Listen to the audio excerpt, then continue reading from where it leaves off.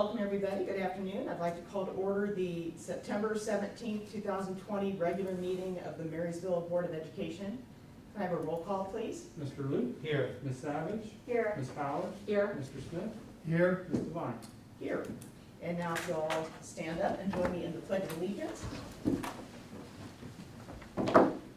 I Pledge allegiance to the flag of the United States of America and to the republic for which it stands, one nation under God, indivisible, with liberty and justice for all. First up tonight, I would accept a motion to adopt our agenda. So moved. Motion by Ms. Powers, Second? second by Ms. Savage. Roll call.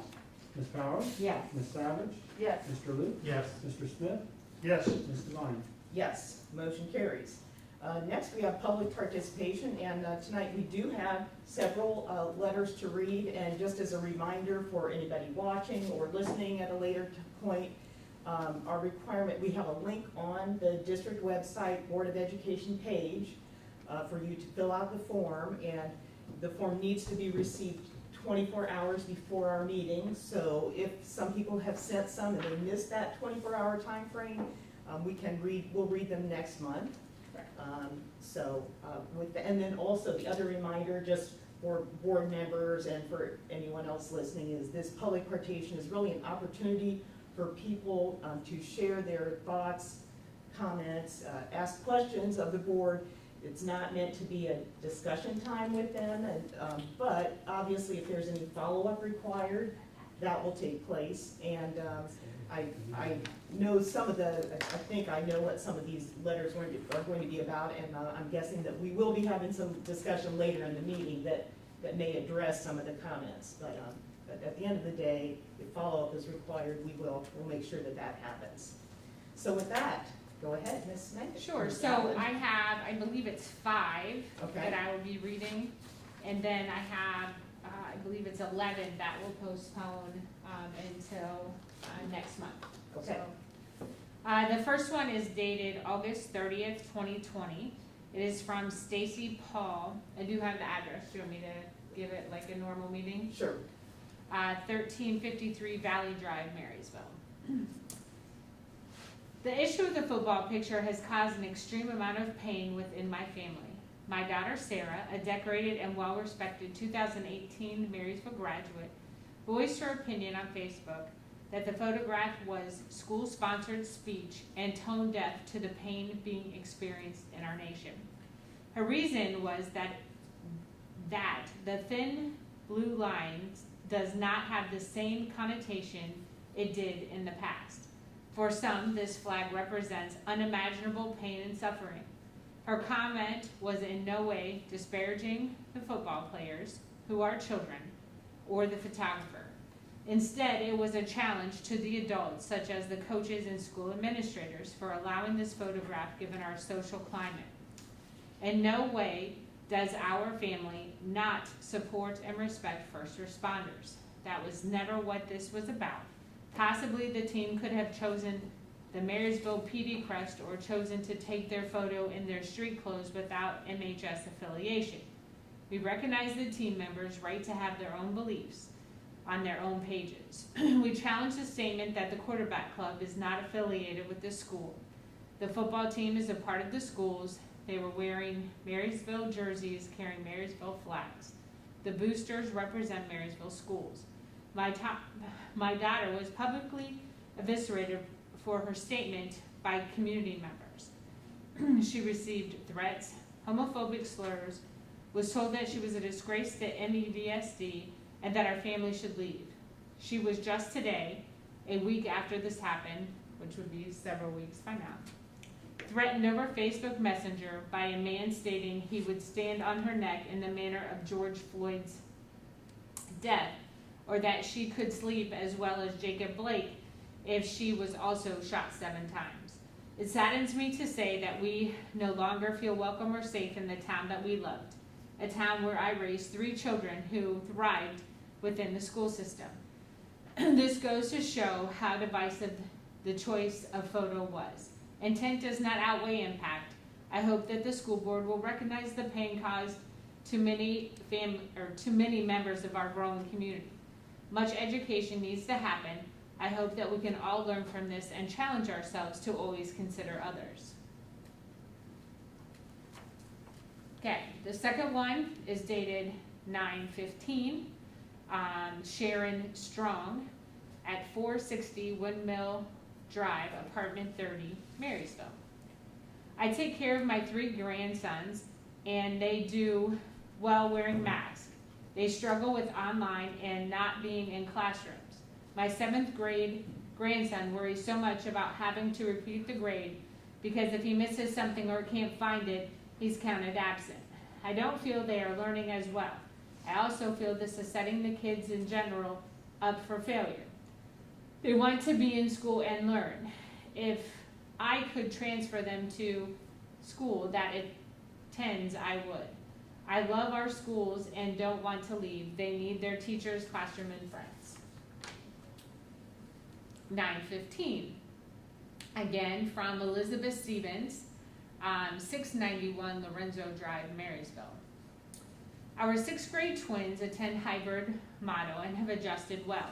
I attribute their success to the fact that both my husband and I work from home full time.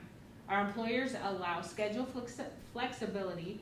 Our children do not have additional siblings to take away from their needs. Our children have their own home office and supplies to be successful, and mostly because their teachers are supportive and attentive for our entire family. I cannot imagine how families with fewer resources, multiple children at different ages in the home, parents with non-supportive employers, or the inability to work from home can manage the online or hybrid model successfully.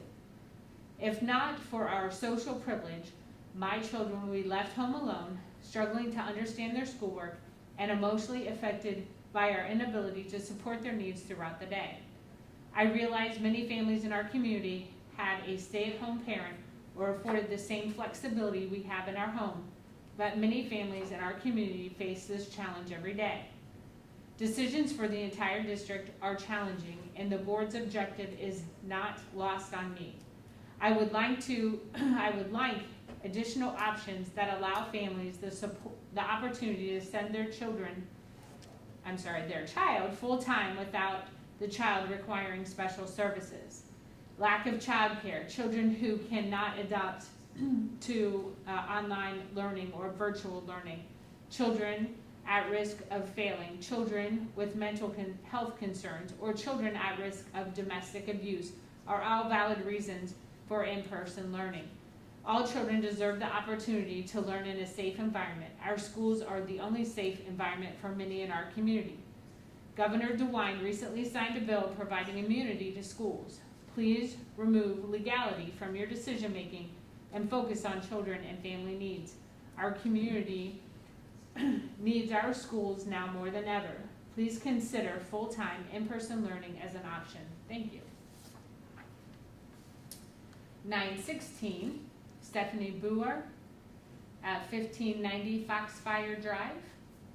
I would like to start by saying thank you to the Board of Education and Marysville Schools for their efforts during such a difficult time. We are now 4 weeks into our hybrid model, and I would like to understand the decision-making behind which instructional model is chosen for our children as we move through the school year. When we started, it had been communicated things could change, and I would like to know what specific and measurable parameters the school board and the Union County Health Department are using to guide their decisions. We are all aware of what is used by the Ohio Department of Health for Public Health Advisory System, what needs to be met in order for our instructional model to change. With 4 specific levels offered, what specific targets are used to move our school district to a different level? The optional remote learning winter break is coming up, and I fear the absence of specific targets outlined in your decision-making progress makes it appear as if your decisions could be based partly on speculation. To be clear, I am not arguing for either way. I think you all have been doing a good job considering the circumstances. I am wanting increased transparency of how things are being decided. As our daily lives are heavily impacted by these decisions, we should all fully understand how decisions are being made by our community leaders.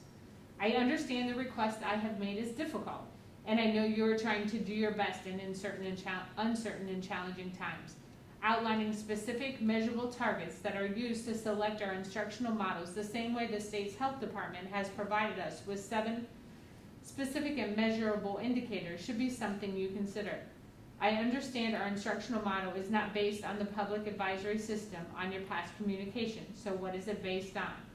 I am asking targeted questions and vague response statements that you are working with in the county health department, making decisions based on the community spread, monitoring COVID-19 impact on our community, or using CDC's current guidelines are not what I'm asking for.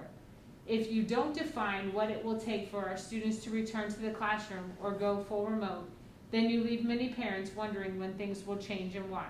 Thank you, Stephanie. This one, keep going? Okay. 916, and this is the last one from Joshua Bacher. I'm sorry if I messed up that last name, Bacher. It's 1931 Creekview Drive, Marysville. And when will the administration and board review the current learning model and decide if we are ready or not to move to instructional model 1? That concludes. Well, I mean, first, I want to thank everybody for reaching out, for sending those letters. And like I said, I know we are going to be talking about a lot of these issues as part of your report, as part of my report. So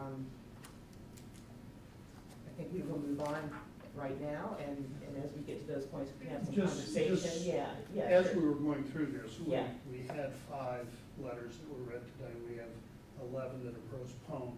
Right, At a normal meeting, an individual would be limited to 3 minutes, yes, and we would have a maximum of 30 minutes. yes. And so I would just remind everybody of what our policy is, and I know that time-wise, we're well within the 30 minutes and so forth. I don't know what the next 11 would be and whether that might be something that we need to. They're all within the 3 minutes. Yeah, but if we gain additional letters Oh. and so forth, we may need to, at least We be need to aware. add some more time. Either add some more time Right. or, do something. But I think we need to be aware of our policy as we Yes, look definitely. to our next meeting. Yeah, I agree. Are the topic of the other 11 letters similar? I'm sorry? Is the topic of the other 11 letters, is it similar? The topic of all 11 are either in support of or asking when we're going to go back to 5 days a week, Okay. or in support of the hybrid model that we're in.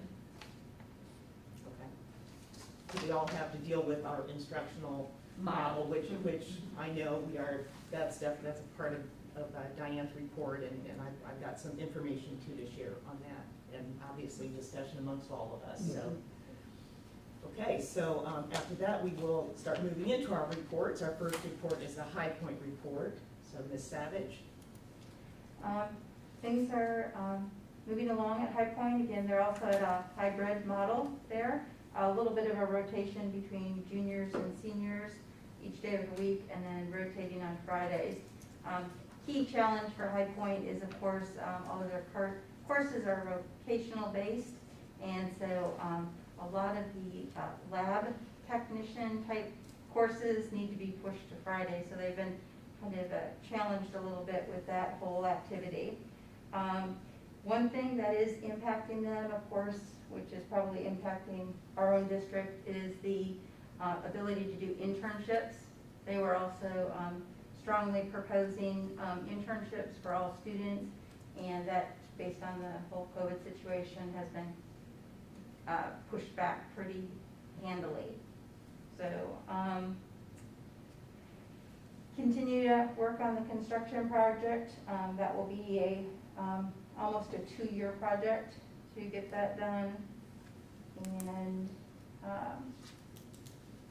that's all I have. Thank you. Superintendent's report. Okay, I do have several things. I also have a letter from the union presidents that they sent and would like me to read to all of you. Okay. Sorry, my mouth was getting a little dry. Sorry, I was having a tough time there. So, the Marysville Education Association would like to thank our administration for meeting the challenges the start of the school year has brought to parents, students, and staff. From the very beginning, Marysville schools have never wavered in their determination to keep our students and staff safe while attending school. We both had the opportunity to be a part of the Return to School Task Force, which allowed for meaningful conversations to take place on what would be best for students, faculty, and staff under the current guidelines. The hybrid plan has given us a chance to do this. We are able to maintain 6-foot distancing while wearing masks in an indoor setting. Studies have shown this significantly lowers the chance of passing the virus, especially when many carriers are asymptomatic. If we continue to do this, it allows students to be in school, lower the risk of positive cases, and avoid returning to full remote learning. We all miss seeing our students every day, and we hope that we can return to every day in the future. Leadership is defined by how someone reacts when they are faced with adversity. Without a doubt, our administration, faculty, and staff have been beacons of light in these times of uncertainty. We hope that our community will continue to support the educational plan and allow new data and updated guidelines to provide a safe avenue for when school reopens fully. That's from Kevin Brandfast and Ryan Gross. Okay. So I guess, well, we'll jump around. I do believe you were sent an update, and we have a press release ready to go out that the USDA has extended their food program, Yes. and that all students will receive breakfast and lunch at no charge. That started this week. We also have the meal kits set up for people to pick up and et cetera, as we did over the summer, but we're pretty excited to be able to offer that to our students. I also wanted to just congratulate Tommy and the tech team again for a $150,000 grant that we received for technology. It will be able to put Wi-Fi on all the buses and access points outside in different locations throughout the district. We're going to purchase additional hotspots, and we'll also be looking at purchasing technology with an internet package. So we're really excited to be able to take advantage of that money that was provided by the state in a grant opportunity. A few updates. As you know, sporting events have started to take place, I think, since the last time we met in an official fashion. Things are going really well. We've hosted a couple home football games, several home volleyball, soccer, so we're very pleased with how things are going. As you know, there's a 15% capacity. So one of the pieces, specifically, let's say soccer, would probably have an attendance of 800 people in Impact Stadium. I did ask the question about having students attend and making those available, because I do think that's part of your school experience. However, the OCC has passed a rule that you cannot have any type of formal student section. So we're still looking at options there. I just wanted to make you aware of that. Other than that, we've tried to provide other opportunities for the football game. Even during the away game, we streamed it in on the large screen in the stadium with blankets and social distancing for kids. So just a new experience for them. Performing arts, we've been on hold. A couple weeks ago, the new regulations around performing arts were released, so Jonathan has shared those with principals. Principals are working with those staff members in order to set up the protocols for events, choir concerts. The rules, I don't have a copy in front of me, but they are very similar, with the intent of having parents have the priority to watch their kids. Where that becomes a struggle is when you have, 120 member choir, and you're trying to figure out how to do that. So they're looking for some ways to balance that and figure that out. So stay tuned for that. The COG passed a resolution, which was also a piece of a TIF that we talked to you about as well. It would allow for grant funding to build a data center at the Innovation Park. And really there are no commitments. It was just more of someone to apply on behalf of us for that. So we'll keep there's money made available through CARES money, from my understanding, Todd, I believe. So stay tuned on that. I'll let you know.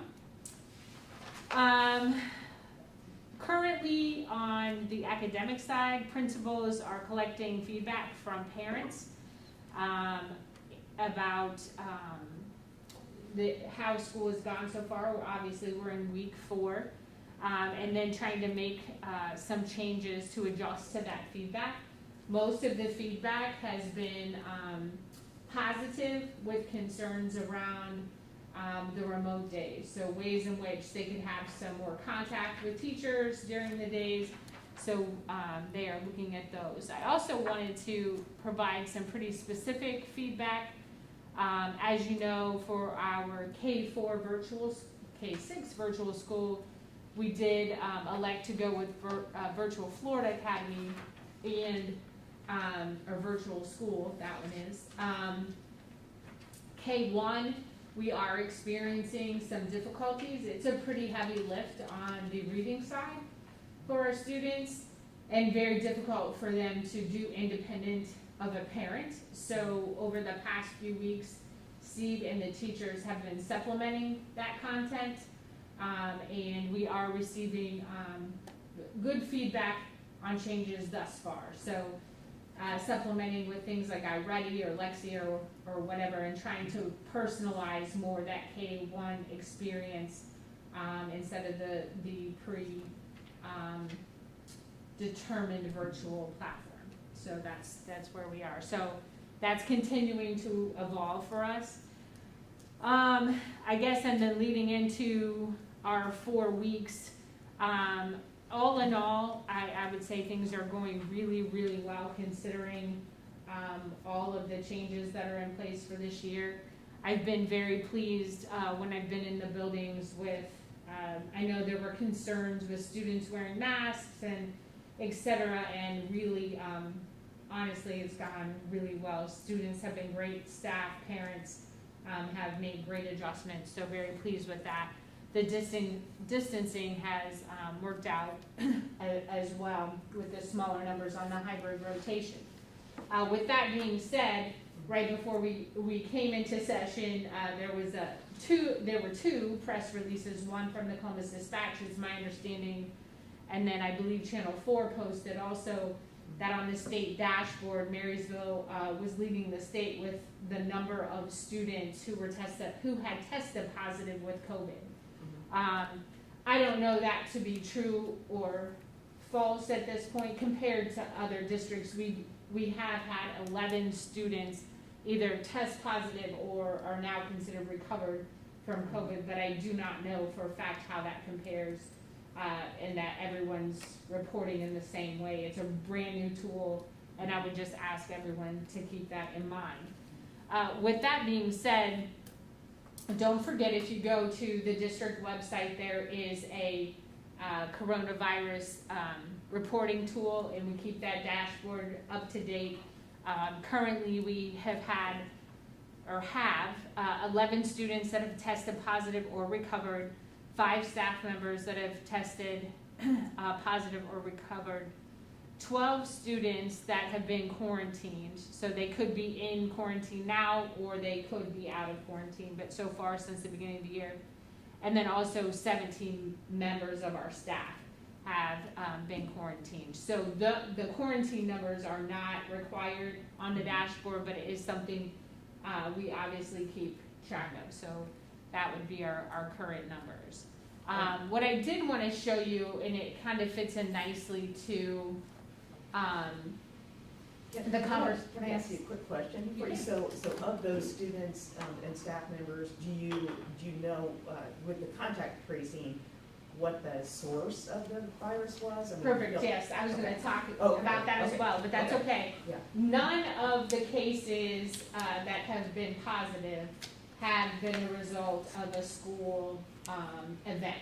Okay. It's been mostly family events, things that are happening outside of the school day. Right. Sleepovers, I think we had several that fell into a positive in quarantine because of a sleepover at someone's house. But to date, which is good, we have not had any directly related to something happening within the school day. Which really kind of brings us to this part and really talking about, you know, the idea of quarantining.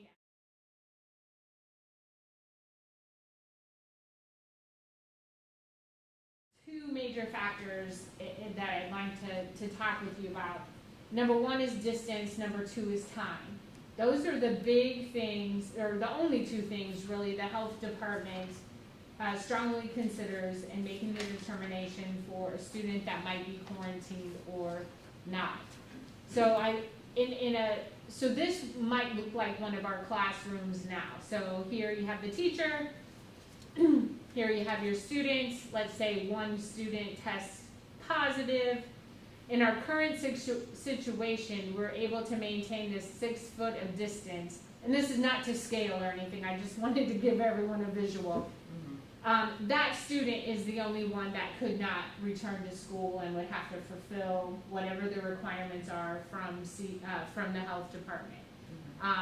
Now, there are some factors. Let's say that the teacher held a small group and they were within 6 feet of each other for over 15 minutes, then that changes the trajectory. But in this kind of setup, where the teacher primarily would have the role in the front of the classroom and establish that 6 feet of distance throughout, the only student that would be required to stay at home because they were a positive test would be the student in red. So I tried to to give you a perspective of what happens if we have 28 students in that classroom. Again, not to scale, just more the visual. If we had more of a traditional classroom, teachers in front, not walking up and down the rows, keep that in mind, that everyone surrounding the student then would be quarantined. So if you think about a high school model where that student, since they're blocking their schedule, they would have 4 different periods which this would apply. So 8 students times 4 would bring you up to 32 students would be quarantined, not including lunchtime and different Class, parameters. yeah. I'm just talking basic class. This is also making the assumption that the teacher isn't moving up and down the aisles and checking on student work, and we know that's not true. Or any other kind of interaction that might happen between maybe this student and that student. But I just tried to give you a basic scale of what we would, there's always, right, it's a relational business, so there's always other kind of things to keep in mind, but I thought this would give you an idea. So in the hybrid, let's say a teacher got sick, and we've had this happen this school year, that a teacher has tested positive, but because of the activities happening in that class that day, and the distance that was she was able to maintain, no students had to quarantine as a result of that. So again, a lot of factors in that, but that kind of gives you an idea. And in this case, if we had all 28 students in the classroom, it would most likely impact that first 2 rows of students, again saying that the teacher never did a small group, walked up and down the aisles, anything. So you can imagine if a teacher had 4 blocks during the day, it would impact 8 students in each one of those blocks. So, you know, to date, the 6 feet of social distancing and the masks have really provided the opportunity for us to be able to keep as many kids in school as possible in the hybrid. And I just thought maybe giving you a little visual to go along with that would help frame things up. So as we continue down the road, we are looking at our case counts. We're looking at the case counts in the county. We're actually also looking at case counts by township in the county. So, the northern part of Union County as opposed to the townships that would impact Marysville. We are continuing to meet with the health department weekly and talk through each one of these situations. It is a very large undertaking to do the contact tracing with the health department. They're great to work with, but it is extensive. The other thing I would tell you we've been pretty fortunate is, hopefully I can explain this situation, in the student cases, more than once, we've had a B student test, so they haven't been in school for the past 3 days, so there's no possible contact for the other students. So that's worked out really well for us. Could it be the luck of the draw? I'm not really sure, but in more than one case, that has happened. So I can't say enough about the work everyone's doing in order to make sure that we're all safe. So the one piece that we've talked a lot about is that break from Thanksgiving to January. We're preparing a video that will go out the beginning of next week to talk about that.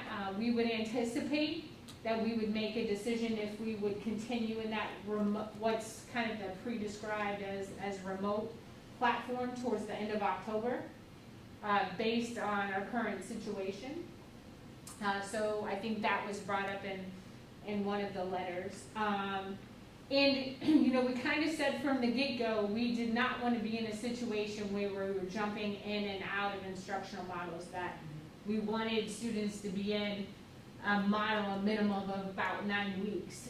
So it is week 4, so we're continuing to look at all this information.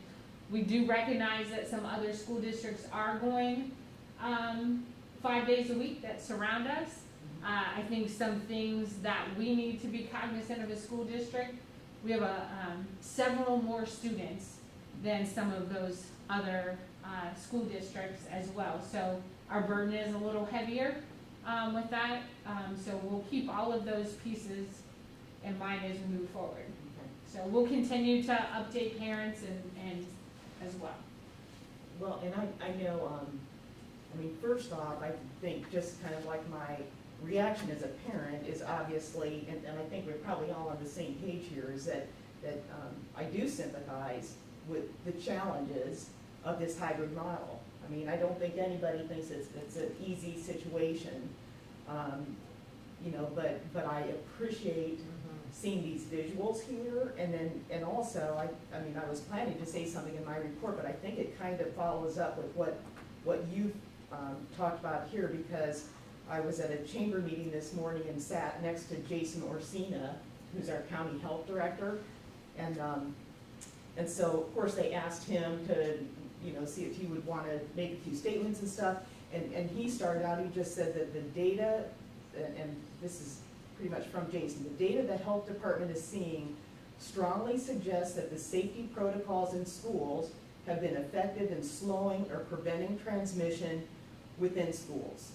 Jason said the majority of spread in our county is coming from social activity. One chamber board member asked when or if Jason would recommend going back 5 days a week, and Jason said every district is unique. Conversations have to take into account each school's community to make that decision. Said it's likely that larger suburban districts will remain in hybrid or remote longer than smaller districts, which can sometimes make changes more easily than larger districts. In most buildings, going back 5 days could eliminate the ability to social distance, resulting in exponentially more students quarantined after positive test results. Jason also updated the chamber board that his department is required to have a mass vaccination plan in place by early November, but even if vaccinations start before the end of the year, we would need to continue with most, if not all, our safety protocols until possibly next summer. So, I mean, I think it's, you know, I mean, I hate to say it, but this is not a short-term situation right now. So I just thought I thought the timing was pretty good. Thank you, Jason, for, for sharing those comments.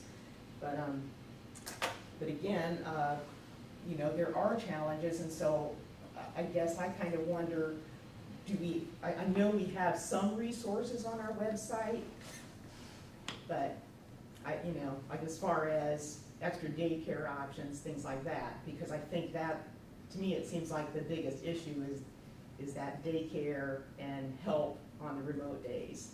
Mhm. So we talked a little bit, brainstorming some options for families. So we're looking at the possibility of families being able to reach out to, for instance, a National Honor Society student or a Leo student in order to maybe work with students of parents that have to work. So maybe they're all A kids and could work together on B days. Right. So we just opened up those ideas. Right. I know Kristen Jones was reaching out and trying to look at some things like that. So that just started this week. We do have the child care hub.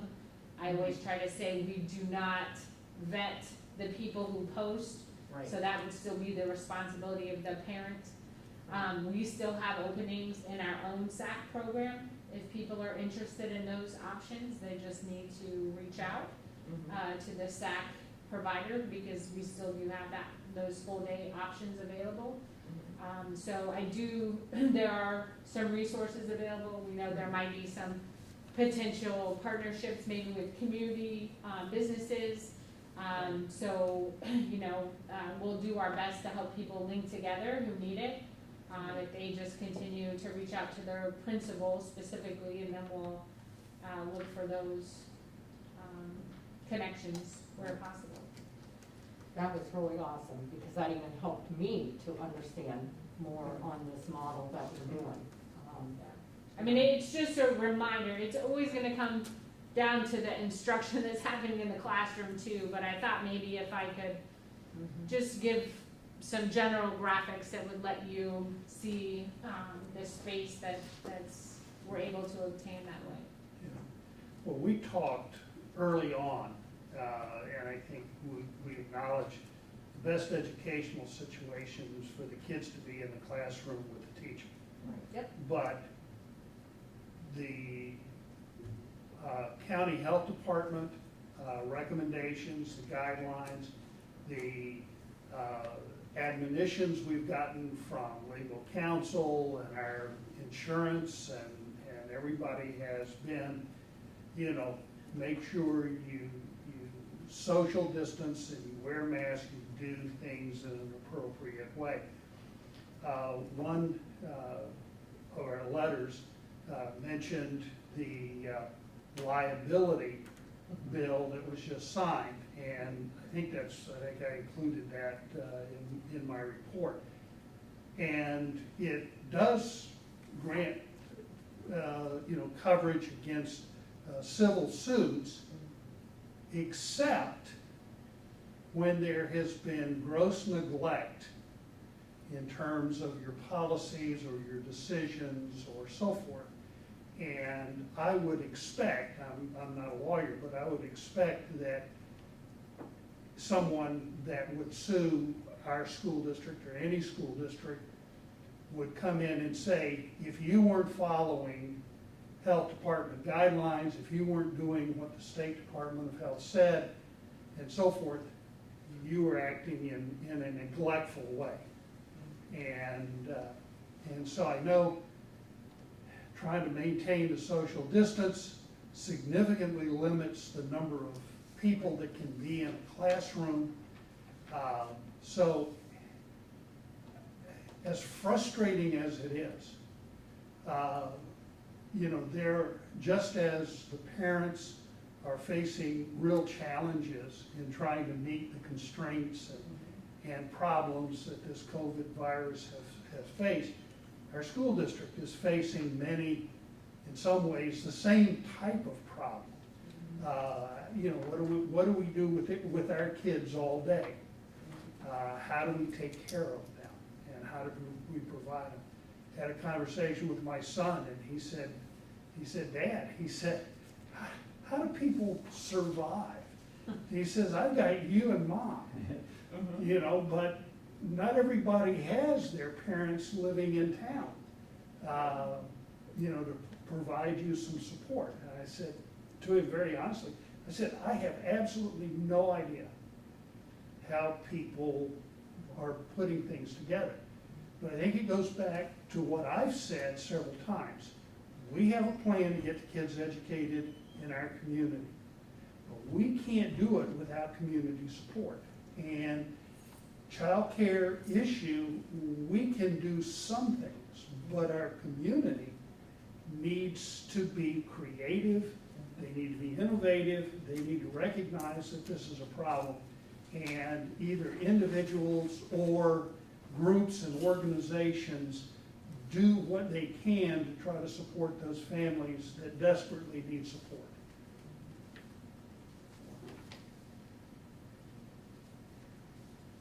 And I know even like there were some comments about, you know, other schools, well, you know, Jonathan Alder's going 5 days and stuff, but I thought it was interesting. I have a connection to Columbus Grove School District, and they started out 5 days a week, and just this week, they are switching their 7th to 12th grade to a hybrid model, because they experienced exactly what you showed up there on the screen. They had one middle school student test positive, and 20 students were quarantined. And that's a small school district. So, you know, because of the lack of social distancing, they saw that impact, and so they made the decision. They said, we can't do 5 days a week for our high school students who are moving around into different classrooms. So, you know, I mean, everybody's, I think everybody's trying to do the best they can do, and, you know, we've always said safety is number one, and I think about issues with staff as well. You know, I mean, what happens if we start having more staff members that test positive? How do we cover the classrooms? We don't want our students with substitute teachers for a long time. We don't want them going back and forth from a regular teacher to a substitute. So, you know, I think you try and do, use the process that seems to be working right now as far as the entire district, you know, acknowledging that, like you say, it's definitely putting a lot of strain on our families. And We're in week 4. Today is 17 days of class for our students. And to me, that's just not a long enough period of time to determine whether or not the policies and procedures that you have are achieving the goals that you would like to achieve. I know one individual mentioned in an email that I got that we were at level 1. You know, why aren't you back in school? Well, this week we're level 2. You know, and next week we could be level 3 or level 1, or and if people think things are confusing now, weekly changes, if that was what was driving their decisions, weekly changes would be just incredibly difficult to make. And so as we move forward, looking toward the remainder of the school year, I think it's important, from my perspective, to take some time and recognize that whatever decisions we make on the instructional model have to stay in place for a while. We have to be able to, you know, get a feel for where we are, what we can do, what's working and what's not working. And if we choose to make a change at some point, weeks or months from now, whatever it happens to be, that change I would expect to say, you know, it's gonna be what we're looking at for several months following that. You know, we need to make a good decision, try to make the best decision we can, and make sure that we're not creating more problems than we're trying to solve. So, Yeah, I wanted to either ask some questions or make some comments if this is a, so one of the reasons we may be at level 1 in a given week or month is because we're in a hybrid model rather than 5 days a week. So that has to be taken into account as well. I think either you or one of the letter writers mentioned that just because it looks like the numbers are better this week doesn't mean we jump back to putting big groups of people together again, whether it's in the classroom or at sporting events or extracurriculars, because the two things are linked. And if we start getting big groups together, as soon as the numbers go down a little bit, the numbers might go right back up. So we always have to remember that. Secondly, I heard a number of parents, not just in the letters, but in the community, wanting some sort of a system that will tell the community when we're moving to another level of instruction. Sort of like if you go on the county website, you can see they've got 7 measures, and this is when they go to orange or yellow or red, right?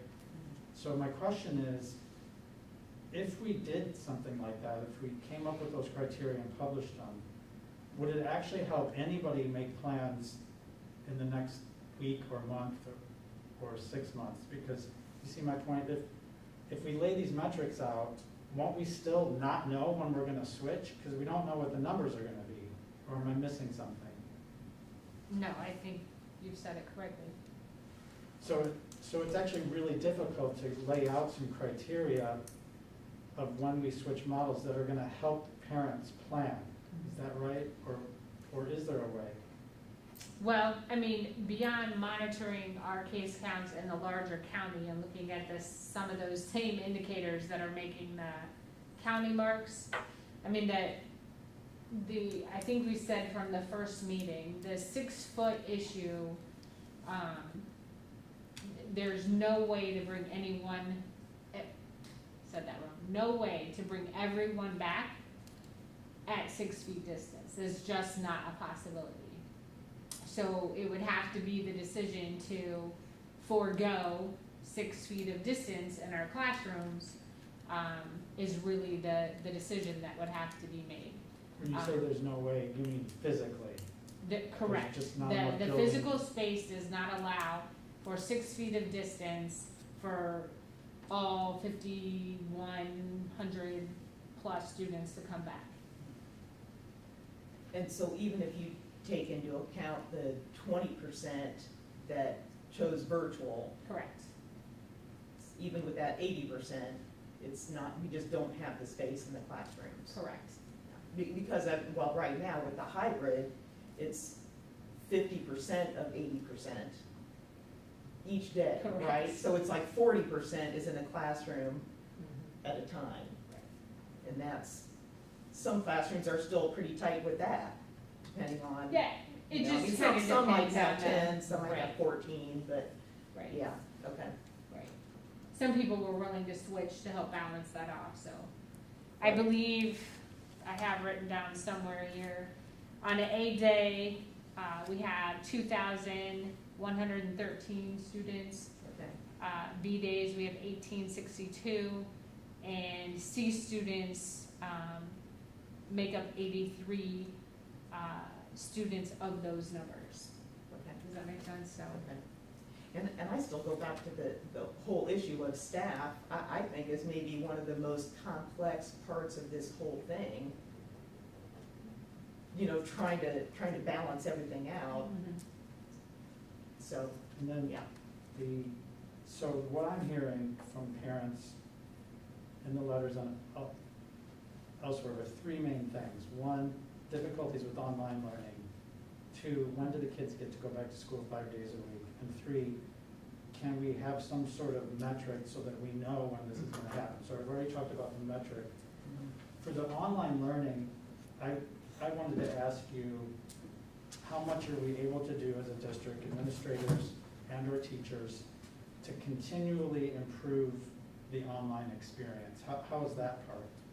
So, so that's kind of a multi-tiered piece. We're doing ongoing PD currently, and it depends on the building, as always.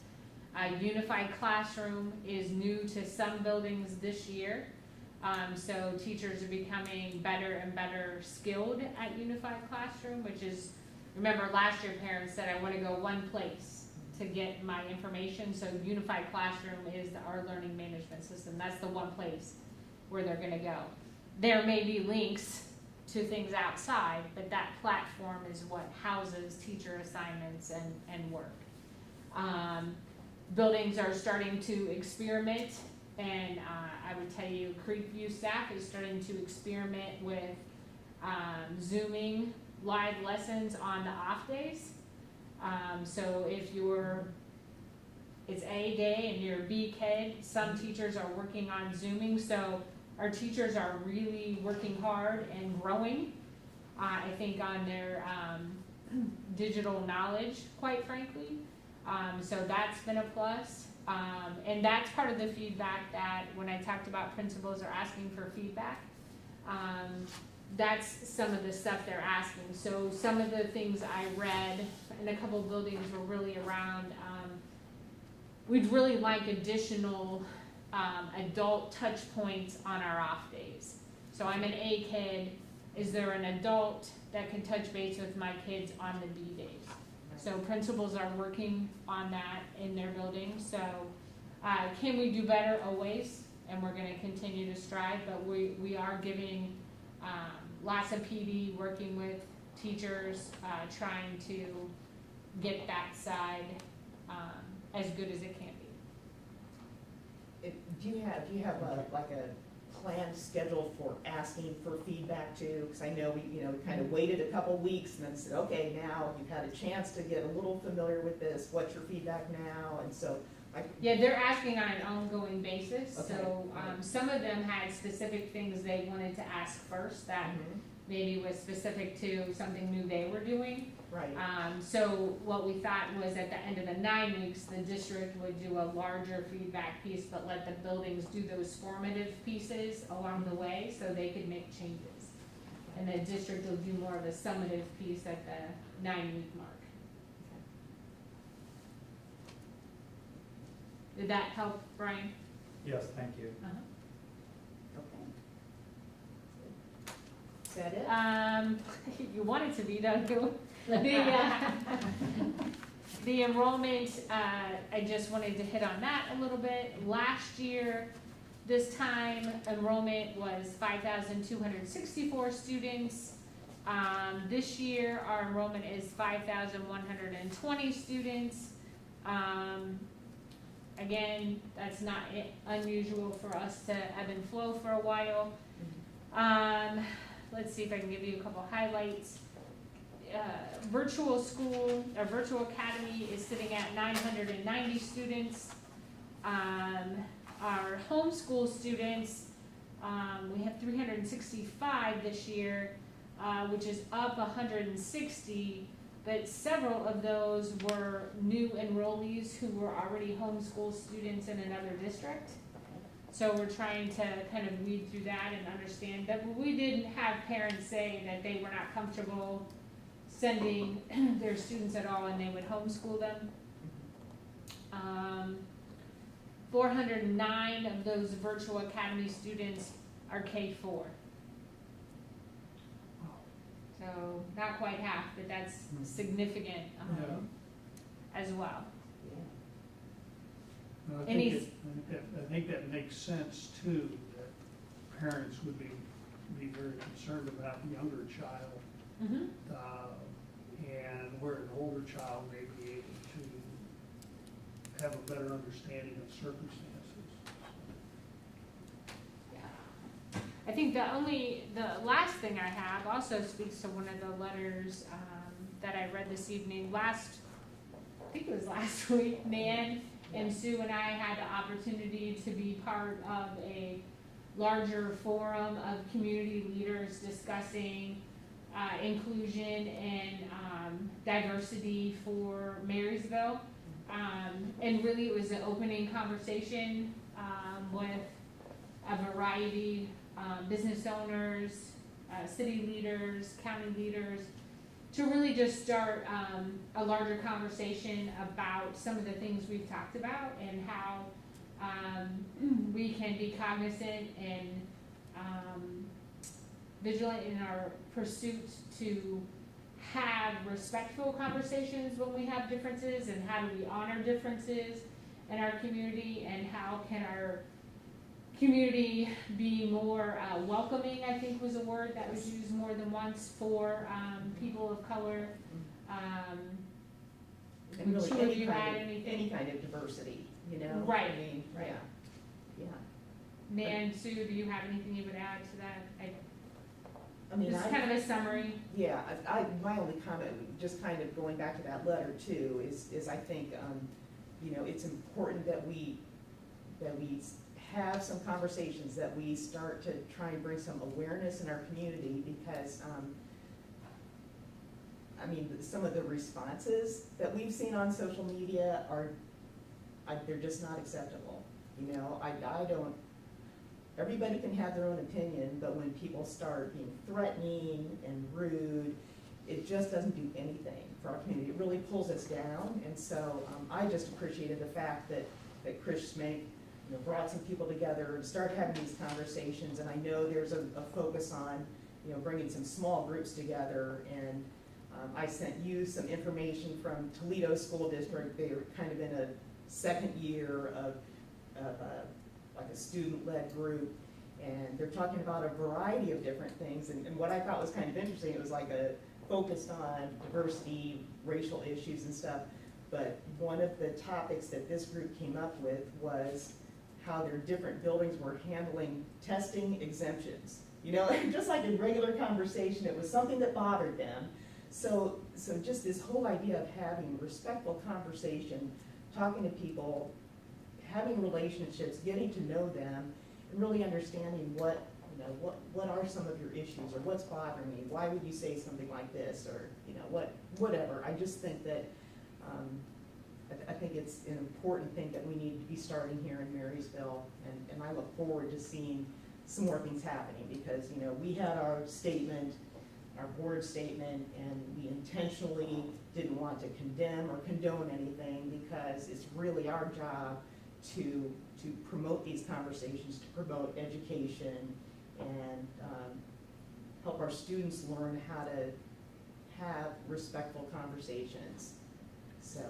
I really felt like the conversation was about building a community of respect. That might be the much better way to say it. Yeah. Yep. And I think all of us would agree with that. Well, Yeah. and I know just from media reports and so forth, our school district is not alone.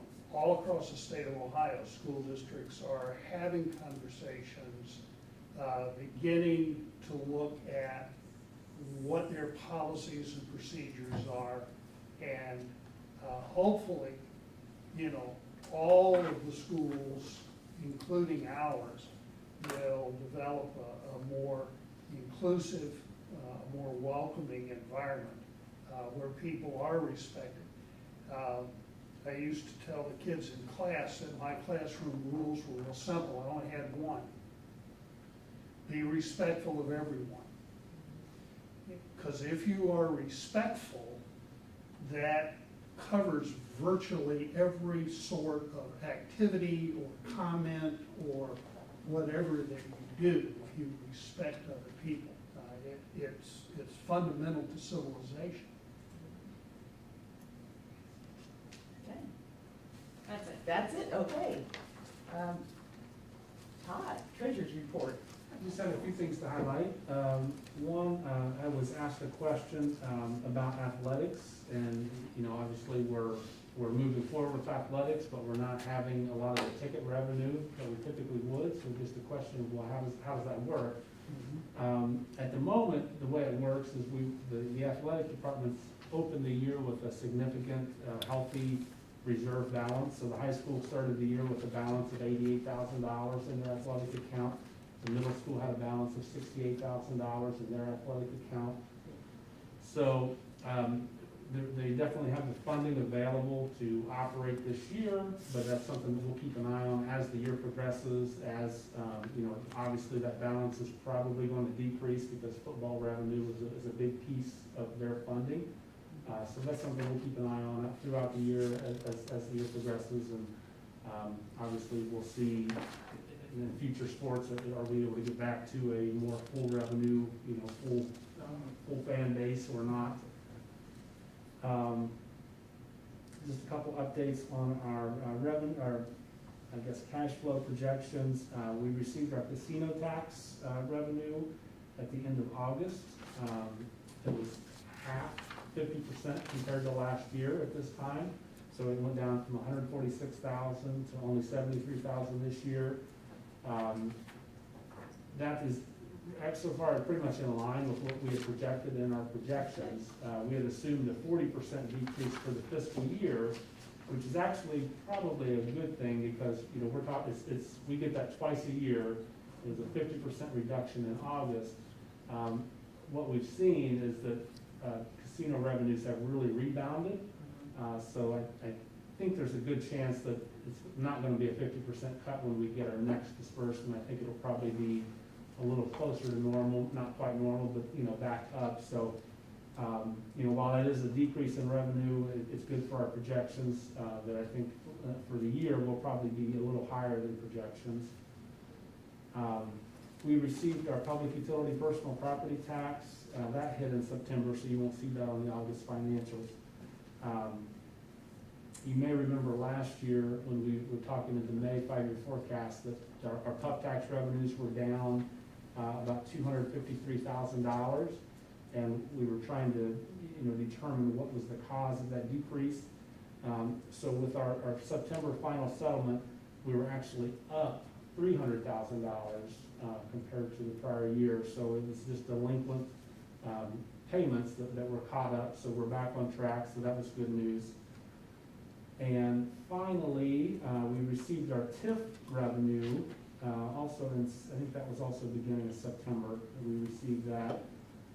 Good news there. We're up $300,000 compared to this time last year. So that's very good news.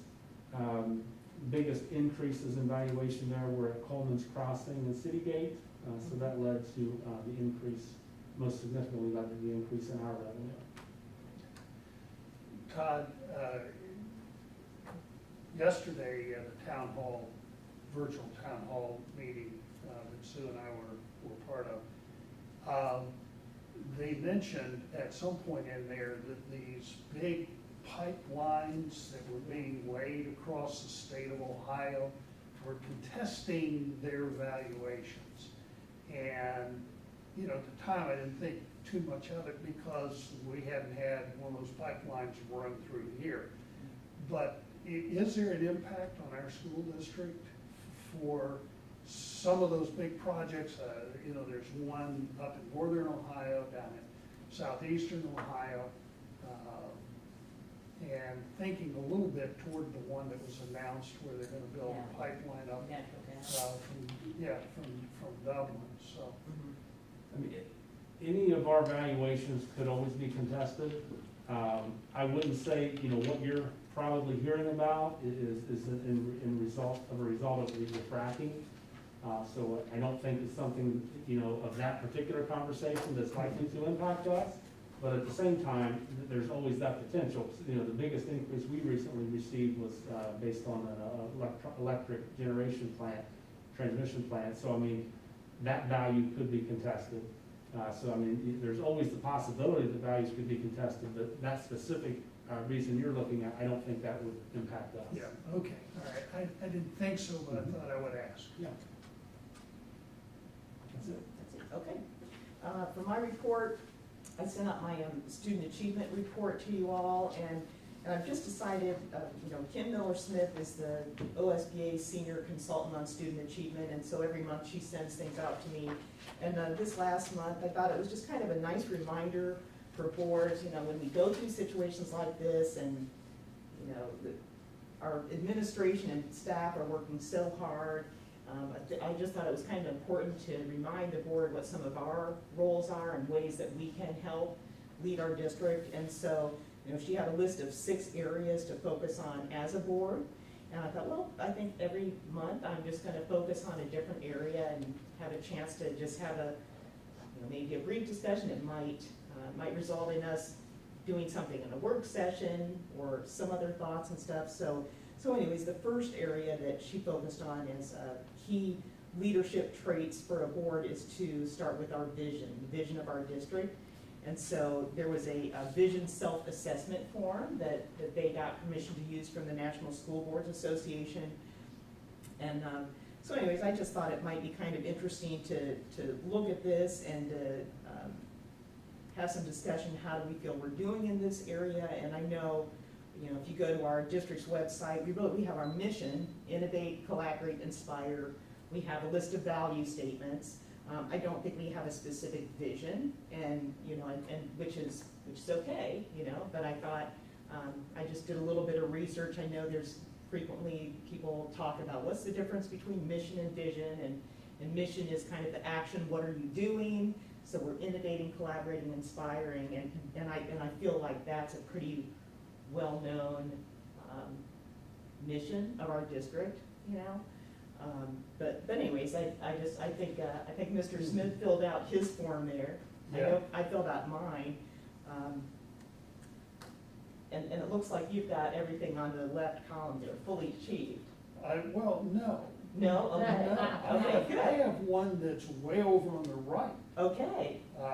Which one is that one? Well, that was our vision is clearly articulated and known to all community members who have a Yes. vested interest. Yes. And I don't know what other people think Yes. and what they know. I know we have tried to articulate it. Mhm. And, you know, we've said it, we've, you know, repeated it, we've posted it, we've done a lot of things with it. But whether or not other people have actually heard it, Mhm. and whether they recognize how important that is to our district, I don't know. Okay. So, I did have a question mark on that one myself, yeah, but, so I put that over in the don't know section. okay. I think one other area I had on the very top when it talks about stakeholder representatives helped create the vision, and I think this mission statement came out of the strategic plan. And there were people, the only one I didn't know for sure whether there were any students on the strategic plan committee. Yeah, we Okay. had a focus group we took it to, they were on Yes. the internal, Yeah, but we had a Okay. student focus group to work with. okay, good, so, Yeah, I've said I thought we had done a pretty good job. As I looked at the list, there were some that I wasn't sure of, yes, but I didn't, as I looked at that, I didn't feel like all of those necessarily needed to be there, but, you know, like, here's a list of all the people that could be involved in this, right, but, you know, I felt like we really had a very representative sample of our community. I know the work that Diane did early on was to gather information from the community and to talk with people and try to build from that, so. right. Well, and it talks in here about we frequently revisit and reaffirm our vision to ensure our constancy of purpose. And so, again, sometimes it's just, to me, it's just that reminder to let people know that we do have a clear mission here, and, you know, all of our financial decisions are based on whether or not they align to our strategic plan, which is overseen by this mission. So anyways, that was just kind of, that was my goal with that, so, Well, let me sure, say one thing. okay, I thought the last 3 points were Mhm. maybe Yes. our strong suit. I agree. The foundation, you know, that the vision is the foundation of long-range and strategic planning and policy decisions. And Mhm. I think we go to that, our mission statement, which I kind of substituted for vision. Yes, The vision is a guiding force that sets the framework of how we operate as a local district and a supervisory union. And we base our resources and budget decisions based on our decisions, or based on our vision. And I think we do a good job of that. I know I mentioned to Diane early on that I had, as many of us have, had an opportunity to work on vision statements or mission statements or whatever. And oftentimes they're laughable. You write something down on a piece of paper, you put it in a folder, it goes in a file someplace. And Check it there's, off. yeah, we check that box, and there's not a single person in the organization that can tell you what their mission statement says after about 20 minutes. Okay, but our mission statement, I think you can go into any building and walk down the hall, pick somebody out, even kids, and ask them, what's the mission statement for our school district, and they will give you a pretty good rendition of our mission.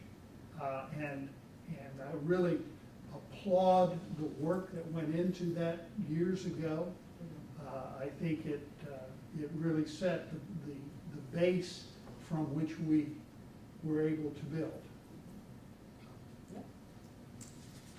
Okay, there's, next thing on here is just recent OSBA training. Dick and I attended a webinar about collaboration counts. It was talking about partnerships with local governments, really with a focus on development. But there were some great examples of partnerships, things like libraries and school buildings, telemedicine connections in the buildings. But it also talked about development and the importance of being at the table early on in order to weigh in during the process versus after the plan is complete. So I know a couple times we've had some resolutions to approve TIFs. And I know it's been a lot easier for a board to weigh in on those when we've had some information kind of as things were starting versus finding out at the last minute. So I know you're on the housing, like that development committee. I just, one of their recommendations was that you have some people from the school district, either board members or people from the treasurer's office as part of a committee that regularly meets when they're just on development topics, and just the way Marysville and Union County is growing. I didn't know if there's any other kind of a committee that. I wouldn't say mine's a regular COVID kind of Yeah. sidetracked a little Yeah. bit, so, Yeah, not that I'm aware of like Okay. that. okay, maybe I can ask Eric at a chamber meeting or something. Because I know Todd would love to be on a committee like that, right? Love committees. Yeah. Let's see, also wondered, remember you got the email from Marcy about the Ohio ethics law training? Wondered if, have I'm you done. completed yours, okay? I have not yet. Okay, so I'll just, I have my certificate. you have your, okay, good. So I'll just tell her to send out a reminder to anybody who hasn't completed it. And then next Wednesday, September 23rd, is the OSBA Central Region Fall Conference. It's going to be a free virtual event from 6 to 8 p.m. So if you haven't signed up, you can either, and you're interested in attending, either let Todd know, or you can sign up yourself through the OSBA website. And then just that reminder, later on tonight, we're going to be voting for our delegate and alternate to the OSBA Capital Conference business meeting. I think most of us have done that before, but this year, because it's a virtual event, the business meeting timing is not during the Capital Conference. There's a briefing before and the meeting. Both of those are before the Capital Conference. So hopefully you had a chance to check your calendar. And then finally, I'm not sure if this 2017 Marysville High School graduate is watching tonight or not, but Madison, and I don't know how to pronounce her last name, Herzig or something, had contacted me. She's a senior at Capital University, and she had a class assignment to watch or be a part of a meeting. So I gave her the link if she's watching. Hi, Madison. And that's it for my report. So let's see, do you have a legislative report? Hopefully all of you received my written report. Couple of things. We mentioned earlier House Bill 606, which is the immunity at the state level for civil lawsuits. reading through that, it protects against death or loss unless the exposure or transmission was caused by reckless conduct or intentional misconduct on the part of the person whom the lawsuit is brought against. And so just, you know, the fact that the governor did it didn't throw the doors open for our school district or any school district or any business to now say, we don't have to follow any rules, we don't have to do anything. So does that apply to public entities like a school district as well as private businesses? Yes, now it was set up for employers, but the bill extends protections to healthcare providers and facilities, emergency services, schools, nonprofit and for-profit entities, government entities, churches, colleges, and universities. Okay. So And when, is that effective now? it's effective retroactive Okay. to March the Okay. 29th, I think, Gotcha. I didn't put that in the report. Okay. But it's retroactive back, so it covers anything that might have occurred this past spring. And this particular bill was one that OSBA, as well as the superintendent's organization, teacher league, everybody was very much in favor of this, and many of the top executives and leaders of those groups and organizations got to participate in the signing ceremony and so forth. So that's a pretty good deal all the way around. A couple of things of interest. Representative Cupp was selected as the Speaker of the House, and so the Cupp-Patterson funding bill is now back in the mix. And I talked with Will Schwartz from OSBA just prior to this meeting, and he expects a substitute bill to be introduced because there were some pieces of the original bill that were obviously not workable. And so a substitute or amendments were expected. But that bill is going to try to come up with a way to kind of equalize the funding. I think Todd in the past has said it probably is pretty neutral in its impact on our school district. House Bill 436, dealing with dyslexia screening and literacy standards. Our district has had a very strong voice in this particular area of legislation. And it's nice to see that it's getting some hearings and gets to move forward. Senate Bill 358 is an important bill as it would extend all the flexibility that was provided last spring through this school year in terms of all sorts of school activities and evaluations. The other day, the school report cards were released without grades. I like your comment. Yeah, I looked at it and I gave us an A+ in all areas. All right, there you go. So if anybody asks, you know. And then at the town hall meeting, there were a couple of things that were brought up that had not been aware of. We've talked about the property transfer provision where an individual could file a petition and get their property transferred to another school district. Well, there was a lawsuit, Plain Local School District Board of Education et al. Versus Mike DeWine et al. And the judge, the federal judge for the Southern District, found that the provision in House Bill 166, the state budget bill, was unconstitutional. And it was unconstitutional because it affected every school district in the state. It was a very complicated, very significant change, and it should have been dealt with in a separate piece of legislation. It violates the one single issue or the one something or another provision that is in law. And I provided a statement from the law firm that represented the Plain Local School District. So it gives some background. Here's a nice comment from the superintendent, says, you know, this was not just an issue that would impact us, it would impact every single school district and create chaos. Essentially, you had people that were trying to move from a more diverse community and less affluent community to a less diverse community and more affluent community.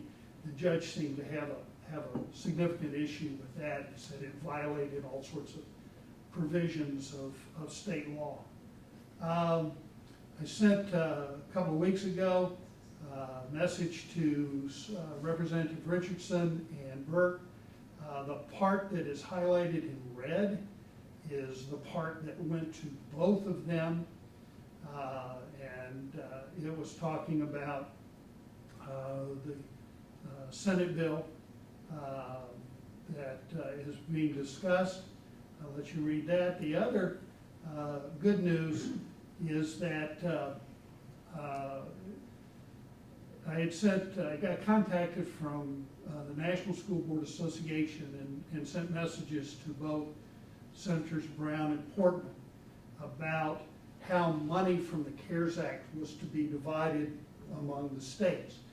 And there was an initial letter of guidance that was sent from Betsy DeVos that said that money should be divided on a per capita basis to all of the schools, which would result in more money going to private schools and less money to the public schools.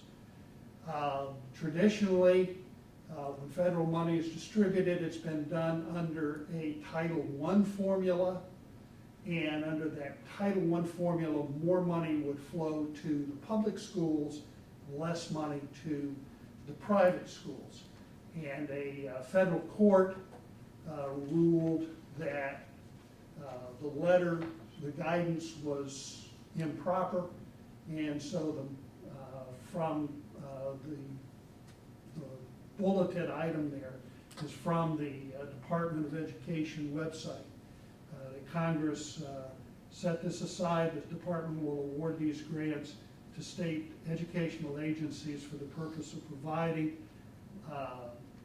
local educational agencies, including charter schools, so forth, relief, and that will be done according to the formula of Title I funds. So a significant decision for our school district and for every school district. And that, just for one particular grant, saved the district about $4,500. Wow. Yeah. So anyway, that is my legislative report. Bit lengthy tonight. Well, they've been busier recently, haven't they? They have been, Yeah. and there were a couple of things that were really good news. Yeah, yep, great, thank you. All right, Safety and Drug Committee report, Ms. Powers? Yeah, I had a conversation with Nancy Beals. Nothing for tonight. They're hoping to get the student survey data shortly, so we will be sharing those results at a future meeting coming up. Just wanted to kind of put in the word on the drug situation. We're seeing more and more situations where marijuana is being laced with substances such as fentanyl. We have a lot of people that are coming in saying, I only smoked weed, positive for THC, but then also testing for fentanyl. Very dangerous drug. So I just kind of wanted that to be on the radar, that now not only are they doing that, but overdoses can happen very quickly with fentanyl and death. Methamphetamines have also been on the rise for quite some time now, and with your amphetamines and stuff, so we're seeing a lot of abuse of amphetamines, which is such an Adderall, things like that. So just wanted to bring it up to the board's attention that, you know, since we've gotten kind of a, you know, with using Suboxone and Vivitrol stuff for the opiate situation, our other drugs are now on the uprise. So, and that's all. All right, thank you.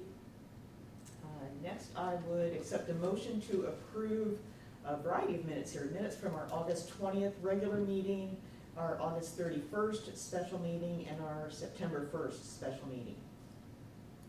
So moved. Motion by Mrs. Powers, Second. second by Ms. Savage. Any comments, corrections, revisions? Okay, roll call. Ms. Powers? Yes. Ms. Savage? Yes. Mr. Luke? Yes. Mr. Smith? Yes. Mr. Vine? Yes, motion carries. Next, I would accept a motion to approve the treasure items. So moved. Motion by Mrs. Powers, Second. second by Mr. Smith. Okay, Todd. Yeah, just a couple quick things. We already talked a little bit about the cash flow, which is, you know, pretty well on track and maybe a little better than we were looking. I'll note on the appropriations, we've got a couple significant increases due to grants. Diane already mentioned the broadband connectivity grant, that's $150,000. We've also talked about the literacy grant, that you'll see the increase there, that's $208,000. There should be another increase later in the year for that same grant as we get an additional allocation this year. And then we'll be receiving $200,000 each of the next 3 years. So it's a 4-year grant total. Okay. I also wanted to highlight that the amounts and rates from the county auditor on there, where we're basically approving an estimate of what the valuation in our district, along with our tax rates, what that would provide in tax revenues. Notice a few donations on there too. Thank you, Walmart, for some supplies. With that literacy grant, what's the, can't remember, was that for certain grades or is that specific? 6 through 12. 6 are through the 12. grades impacted. Okay. That's pretty significant funding there. And it's for reading, it's for books. It's literacy based, so it's instructional strategies, some PD, MTSS, school psych support, materials. A variety of That covers things. it. Yeah. Any other questions or comments for Todd? No, well, just on the schedule of rate, is there a significant change in that from last year, or is that, I know there was reevaluations and there are a lot of factors that go into it, and I know as a basis, the voters gave permission to borrow this money to build the buildings that we have in our district, and authorized the collection of taxes to meet that obligation. One factual change, because those are only estimates, so one factual change would be our bond millage, and I think I discussed that maybe a couple months ago, where due to our improving interest rates, saving money on what we're actually have to pay in debt, as well as our increases in valuation, so our tax rates have been rolled back. So I think that was about $500,000 that our bond rates decreased, so that's different on the amounts and rates. Now, that equated to a difference of, I'm gonna say, I think it was about $400,000. There was other differences as well, but those are estimates, and I would say that what we actually receive varies significantly each year compared to those estimates. Okay. So I rely more on the 5-year forecast projections than those estimates. Okay, thank you. Because really, I had asked about that too, and really, just making sure that millage is correct, which it is. The only change in the millage was that second bond retirement fund, one in there. And I actually get more detailed information from the county auditor, where we're getting the actual, because we're just approving the millage there. I Right. actually get the effective rates and more detailed valuation and all that kind of stuff that all gets plugged into the forecast. Yeah, because I know taxpayers pay less than the voted millage as time has gone on, so. Right. Okay, we have a roll call, please. Ms. Powers? Yes. Mr. Smith?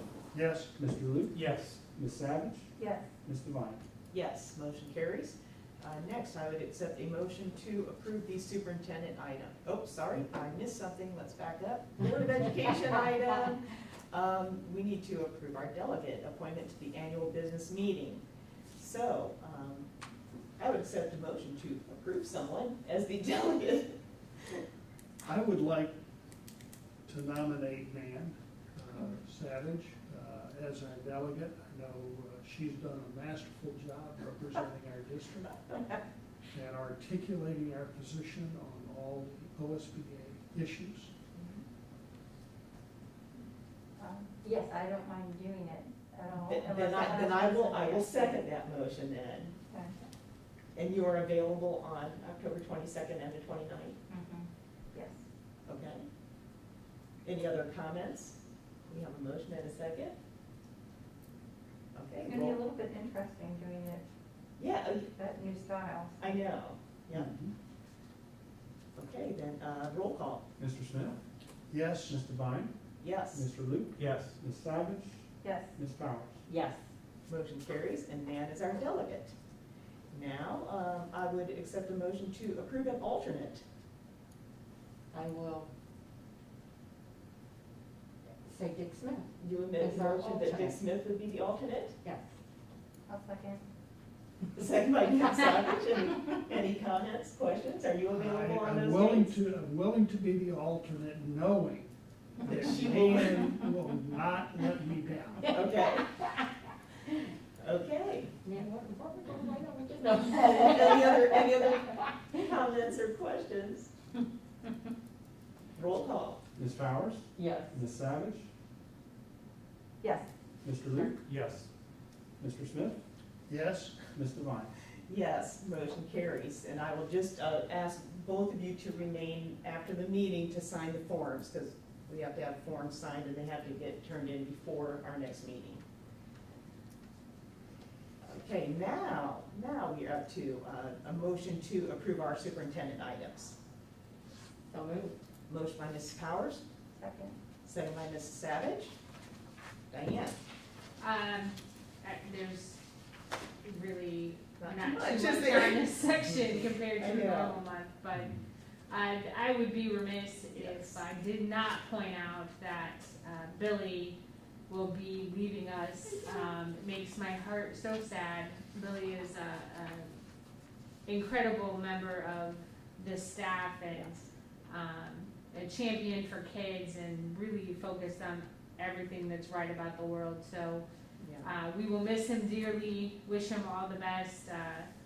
It makes a whole lot of sense for his family, not any sense for Marysville, which makes me sad, but we do wish him well and he will be missed. And I know he's doing a fabulous job training his replacement tonight, who I met, and I know we're gonna be just as thrilled He's with gonna be his great too. replacement. I That's know, but yeah, Billy he's been invaluable since March. And even, way before that, but we've had a lot more connection with him, just with all of our virtual meetings and things like that, and so, he's just been a joy to work with. We do wish him the best, yes. And hope that someday he wants to come back to Marysville. That's right. Yeah, I'm trying to think, yes, I noticed there's a variety of student teachers on there again, and just kind of pointing out how it's always nice to have student teachers, but this year especially, I think it's been, it's really been the win-win. You know, what a great opportunity to be here in Marysville and, be a part of our personalized learning platform And learn what it's like to be flexible. I mean, there are a lot of learning lessons this year Yes. for us all. Yep, definitely. Okay. Any other questions or comments of Diane? I would just like to compliment Billy for the work that he's done and to wish him well. He is a wonderful individual and the type of person that you would like to call a friend, and he will be missed.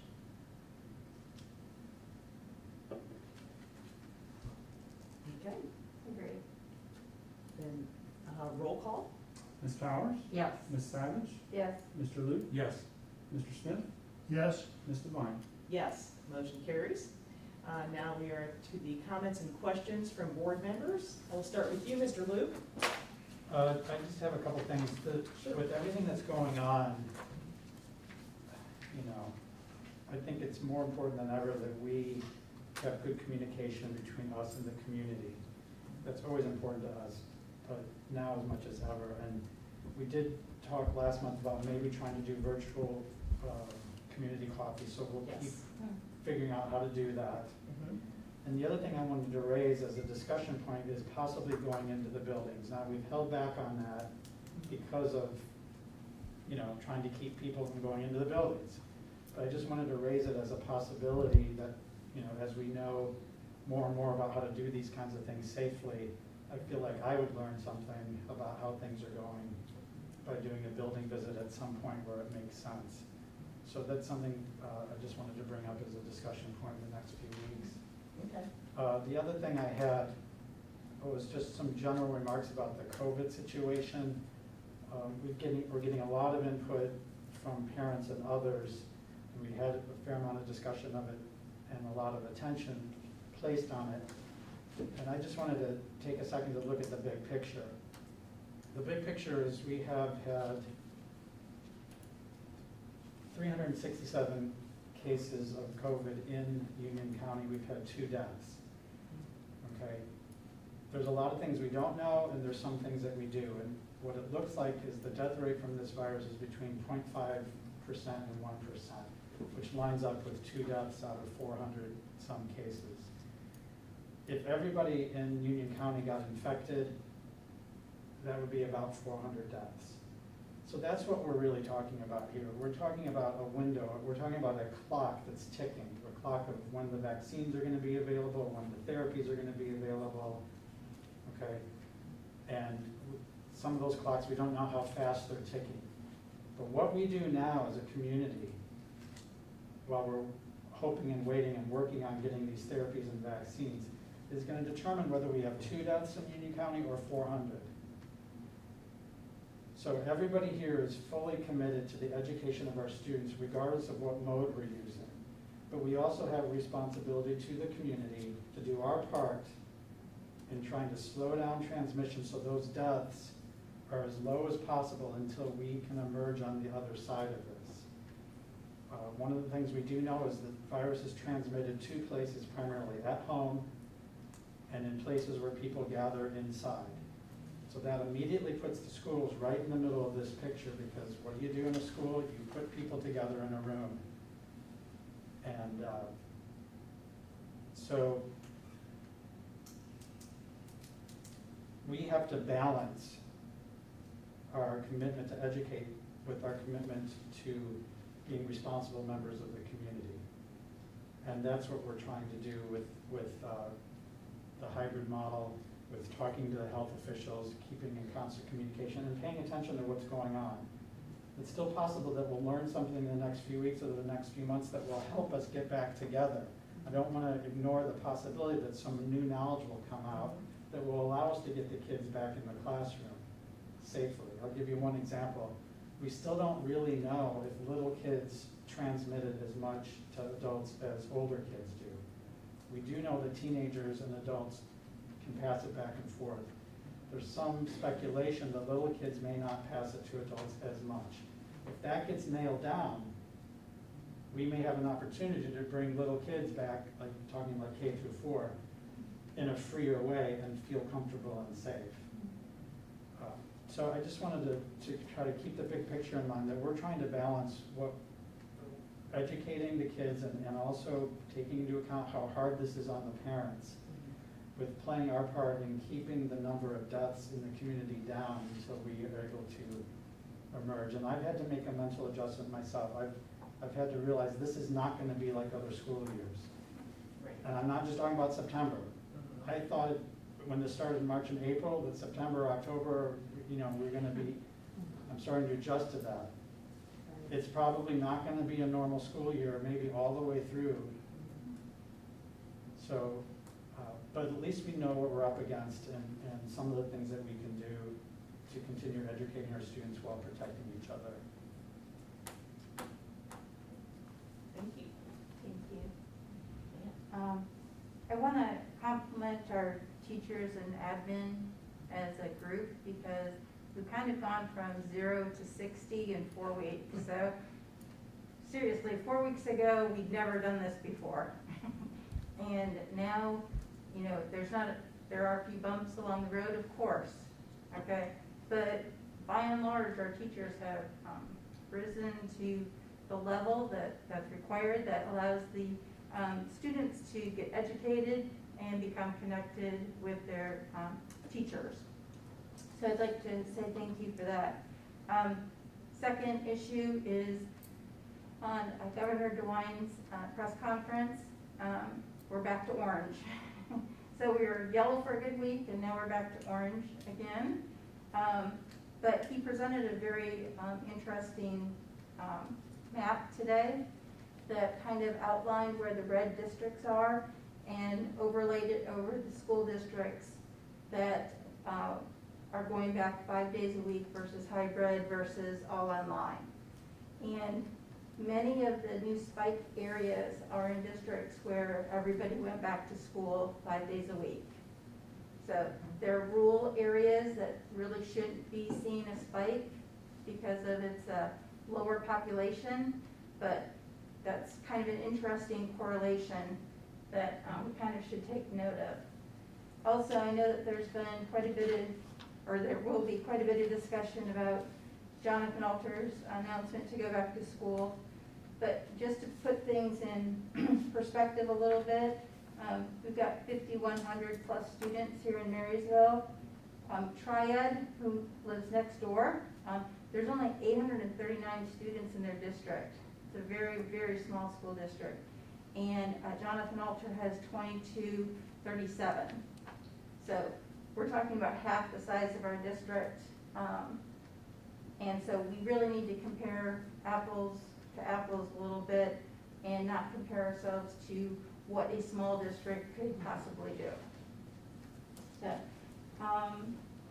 and then in regards to the community coffee, I wanted to have some discussion with maybe Diane about doing a virtual community coffee, like a Zoom session on a Saturday morning. I'm not sure who I'd reach out to kind of help with that, and if we want to post the link on the school website, that might be something that we would want to consider in the upcoming months. Yeah, I'll help you get that. Okay, thank you. Thank you. Mr. Smith? I've got a list here. One of the things I saw, we're gonna have a reverse homecoming Yes. parade, Yes. which I think is a fantastic, very innovative, very creative way of approaching things. The football team is seniors only, are gonna be outside of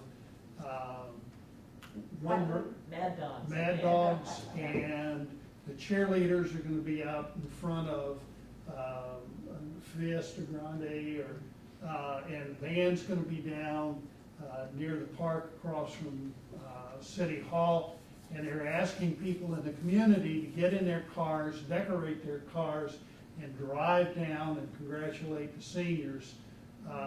So our students will be able to socially distance and maintain a degree of safety, and the family and community members driving through will be able to help celebrate this event. And I think that's a perfect solution to a real tradition that we have.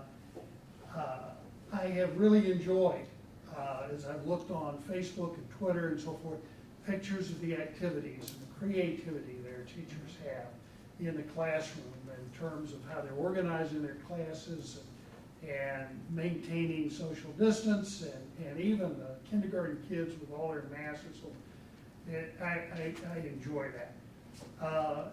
Had an opportunity to go to the first football game, and I thought, I know the numbers of parents was not what we had hoped for whatever reasons, but I want to compliment the behavior of the people that attended the game.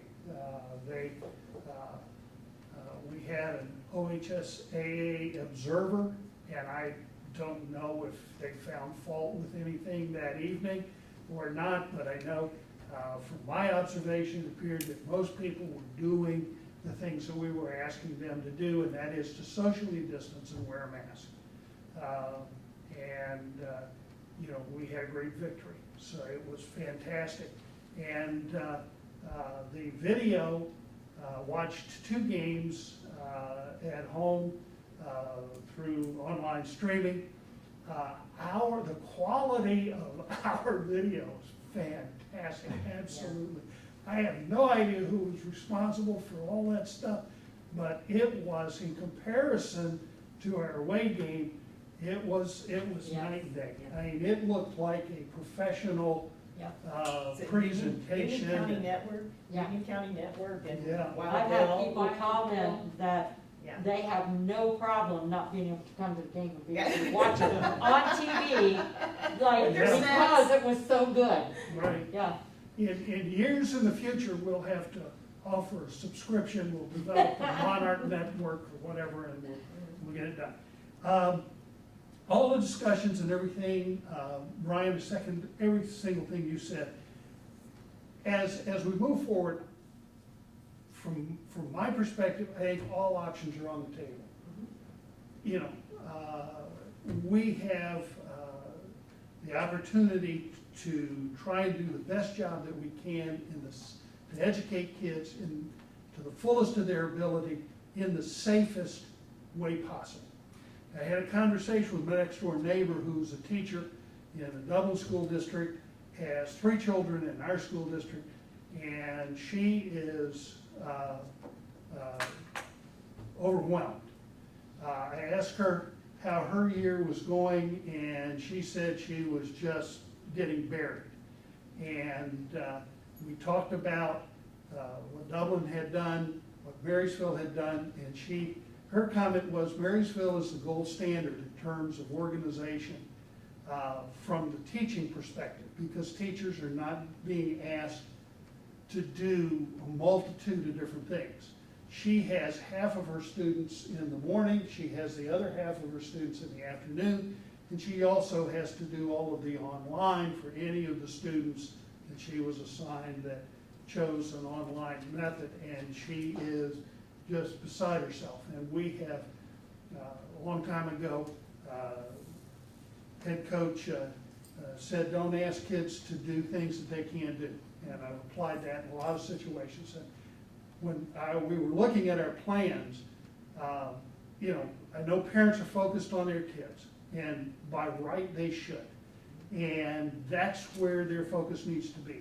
And so every problem for their child is a mountain, and it needs to be addressed, and we will do what we can. But as a school board, we also have to consider our administration and our teachers and all the other staff that we have. And you can't ask them to do things which they can't do. And it's just remarkable to me, really 2 things. One, we came up with a plan that really kind of divided the responsibilities and limited in some ways what we're asking the teachers to do. Obviously, we're asking everybody to do more. There's no question about that. But we tried to, it seemed like to me, we tried to limit all the extra stuff as best we could. And we're also trying to make sure that we give the support, we give the tools to the people that are employed by this school district so they can in fact actually do their job. I know that historically it has been said that Marysville chooses its own path. that Marysville is not like any other community, and our school district is not necessarily like any other school district. And I think, for me, making the right decision for the students that go to our school is not dependent on what Jonathan Alder or Triad or North Union or Fairbanks does. Because their circumstances, the factors that they have to deal with are entirely different than the ones we have to deal with. And we have to do what we think is right for Marysville. And I appreciate all the comments and the questions. I understand all the frustration. And I want people to know that we are hearing all of their frustrations. The school district is going to do everything it can, but there are limits as to what the school district can do. And as I've said on other occasions, it's going to be up to the community to try to help solve some of the issues that are really outside of our ability and outside of what we can do.